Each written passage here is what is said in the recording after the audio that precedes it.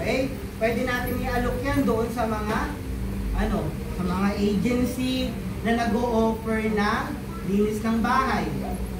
Okay? Pwede natin i-allok yan doon sa mga subdivision. Yan. Then, car wash. Meron ba? Meron. Meron tayong GT6 cash wash and shine.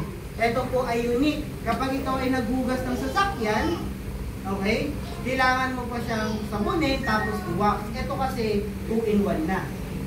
So, pwede po natin i-allok yan doon sa mga nagka-car wash o doon sa may mga sasakyan. So, that will be the thing.